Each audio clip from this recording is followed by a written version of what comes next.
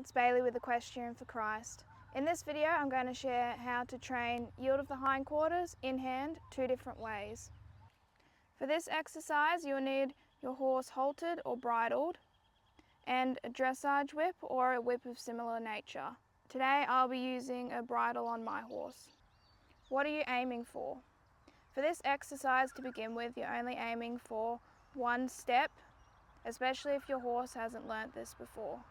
Eventually you'll get to the point where you can do 2 steps to multiple strides. If your horse hasn't learnt how to do this, don't aim for big steps. How to train yield of the hindquarters with just using hand pressure. For this exercise, you want to be holding your horse's reins about 15 centimeters. So I like to use these 2 loops on the reins to give me a good estimate of to where my hand should be when I'm doing these in-hand exercises. For this, I recommend standing halfway between the head and the shoulder, just right in the middle of the neck. But that is only if you can reach around where your leg would go. Now, you can either use all 4 of your fingers, 1 finger, a thumbnail, whatever's going to work for you, especially if your horse is sensitive or less sensitive. You may need to use more pressure depending on your horse. Bring your hand down to about where you would have your foot for this exercise under saddle and gently apply pressure. And reward when they move their feet away.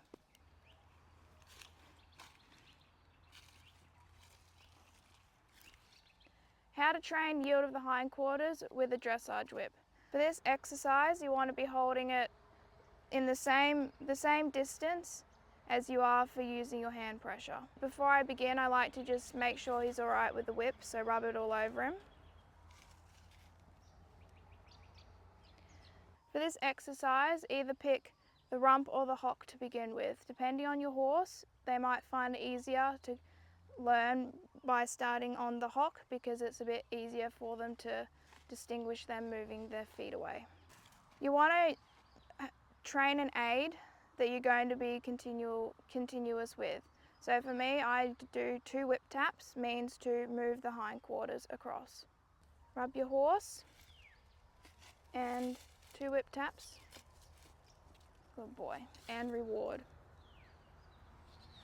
You are aiming for the lightest pressure possible, but if he doesn't move, continue to increase that pressure 2 whips at a time until they move over. And as soon as they move, even the slightest little step away from you, cease all pressure.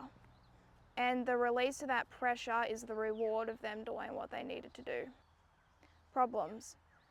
There can be a few problems that arise with this exercise. They try to kick out at the whip or they push their hindquarters into you. What are some solutions to those problems?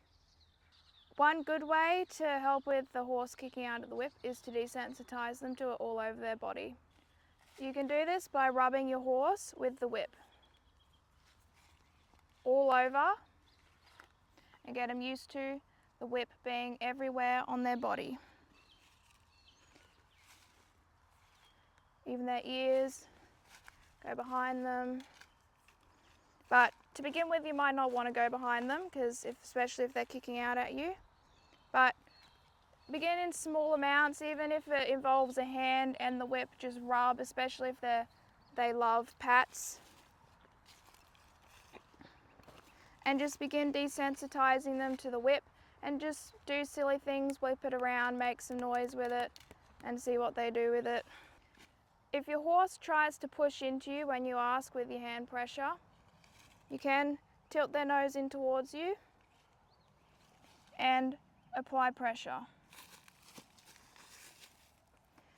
This can help them kind of understand which way you're wanting them to go. If his head's pointed out this way and I ask him to yield his hindquarters, it's going to be harder for him to do that than if his head is pointed towards me and I ask him to move over. Keep going. Good boy. Thanks for watching, and I hope this helps you with your horse journey.